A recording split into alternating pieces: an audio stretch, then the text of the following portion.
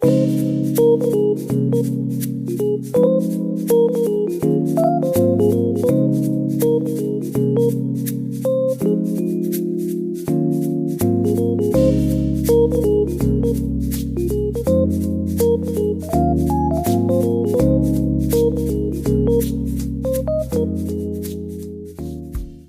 mahasiswa, balik lagi di podcast kita yang membahas isu-isu penting dari sudut pandang mahasiswa. Kali ini kita akan ngobrolin topik yang sering jadi sumber konflik tapi juga punya potensi besar untuk jadi solusi. Hubungan industrial yang menguntungkan semua pihak. Hari ini aku gak sendirian nih, udah hadir dua teman kita yang mendalami topik ini dari sisi akademik dan studi kasus. Welcome Eka Prasetya dan Zainuddin. Halo Kia, senang banget bisa ngobrol di sini. Halo juga semuanya. Makasih nih udah diundang. Wah, kayaknya bakal jadi seru banget nih topik ini nih. Karena menurut gua hubungan industrial itu bisa jadi solusi kalau diterapkan dengan benar gitu kan ya. Oke, mungkin kita mulai dari yang dasar dulu ya. Eka, apa sih sebenarnya yang dimaksud hubungan industrial? Oke, secara sederhana, hubungan industrial itu hubungan antara tiga pihak utama, yaitu pengusaha, pekerja, dan pemerintah. Tujuannya menciptakan iklim kerja yang kondusif dan adil. Jadi bukan cuma soal konflik buruh dan manajemen, tapi bagaimana semua bisa kolaboratif. Nah, saya setuju sama si Mas Eka nih. Jadi itu dalam konteks modern juga hubungan industrial itu akan berkembang lebih jauh gitu. Jadi lebih bukan hanya sekedar negosiasi upah gitu, tapi juga kan sekarang udah meliputi komunikasi itu dua arah gitu ya, keterlibatan karyawan dan dalam pengambilan keputusannya, sampai kan jadinya tuh outputnya bakal menciptakan budaya kerja yang sehat gitu. Nah, kenapa sih hubungan industrial yang baik itu bisa menguntungkan semua pihak? Nah, contohnya gini, kalau hubungan antara pekerja dan manajemen itu sehat, maka produktivitas otomatis naik, konflik berkurang, turnover rendah, dan itu menguntungkan perusahaan. Nah, mungkin nih dari sisi pekerjanya kayak gini nih, kalau misalkan mereka tuh jadi ngerasanya dihargain gitu kan, punya ruang untuk berkembang gitu kan, bahkan juga mereka nggak takut buat menyuarakan aspirasi mereka gitu. Pemerintah juga kan jadinya diuntungkan gitu karena stabilitas sosial dan ekonominya terjaga gitu. Jadi ini tuh jadi mutual benefit banget gitu kan buat kita sama negara ini. Sekarang kita masuk ke bagian yang paling seru nih. Katanya BRI adalah salah satu perusahaan di Indonesia yang sukses banget menerapkan hubungan industri yang sehat. Itu benar nggak sih? Nah, betul banget tuh, BRI menarik banget nih karena BRI ini mereka mempunyai sistem hubungan industrialnya tuh yang inovatif gitu kan.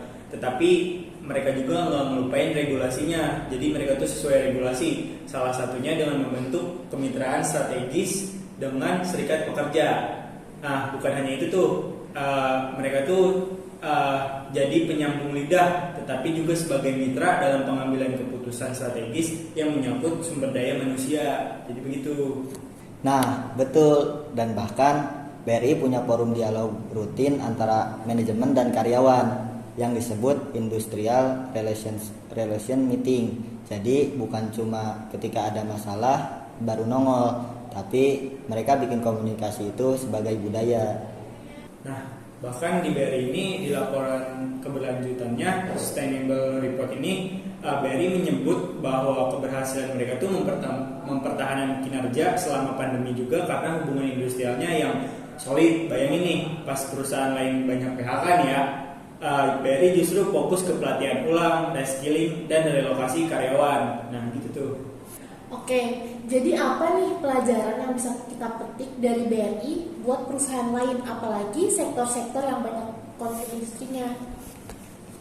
Nah, itu kuncinya menurut saya ada di komitmen jangka panjang. Jangan cuma mikir hubungan industrial itu kayak pemadam kebakaran, baru diurus pas ada konflik.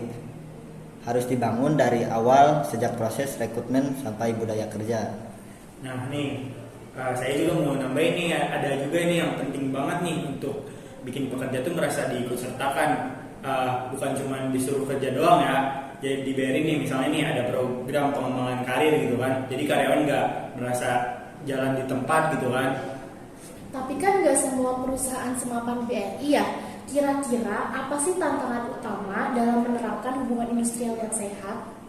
Nah, itu tuh yang paling kelihatan itu seringkali mindset pengusaha masih banyak yang nganggap hubungan industrial itu biaya tambahan, padahal itu investasi di SDM, dampaknya jangka panjang bagi pengusaha tersebut. Nah, saya setuju sih sama Eka. Jadi itu dari sisi pekerja juga kan ada edukasi tentang hak dan kewajiban yang harus ditingkatkan gitu kan, biar perjuangannya itu nggak destruktif tapi solutif gitu kan. Jadi intinya dua arah lah kita tuh.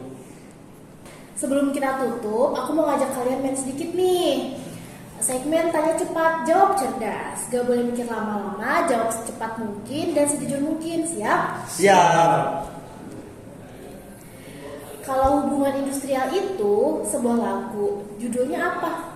Nah, judulnya Same Direction, karena semua pihak harus jalan bareng. Kalau saya Together We Stand. Wih, keren. Sebenarnya artinya sama kayak Eka, jadi nggak bisa jalan sendiri gitu kan. Sekarang pertanyaan kedua ya. Hal paling penting dalam hubungan industrial. Transparansi kalau menurut saya. Oke? Menurut saya kepercayaan.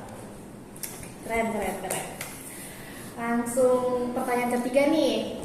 Kalau kamu jadi HRD di perusahaan besok, hal pertama yang kamu lakukan? Saya akan melakukan membentuk forum dialog kerja. Wah, ada sulit ya. Kalau menurut saya sih evaluasi sistem keluhan karyawan sih biar gak numpuk gitu kan. Keren. Lanjut ya. Oke. Satu kata buat menggambarkan hubungan industrial yang ideal tuh apa? Harmonis. Keseimbangan. Wih, keren banget jawabannya dan seru juga ya. Semoga semua yang dengerin bisa nangkep bahwa hubungan industrial itu bukan sekedar urusan HRD, tapi bagian dari fondasi kokohnya perusahaan. Jadi kesimpulannya, hubungan industrial yang sehat adalah kunci terciptanya kerjasama yang saling menguntungkan antara pekerja, pengusaha, dan pemerintah. Melalui komunikasi terbuka, transparansi, dan keterlibatan aktif karyawan seperti yang diterapkan Bank BRI, hubungan ini mampu meningkatkan produktivitas, loyalitas, serta menciptakan stabilitas di lingkungan kerja. Pendekatan ini bukan hanya strategi bisnis, tetapi investasi jangka panjang bagi keberlanjutan perusahaan dan kesejahteraan semua pihak. Terima kasih sudah mendengarkan episode kali ini. Semoga obrolan kami bisa membuka wawasan kamu tentang pentingnya hubungan industrial yang adil dan konstruktif. Sampai jumpa di episode selanjutnya. Tetap semangat, tetap kritis, dan terus jadi bagian dari perusahaan positif.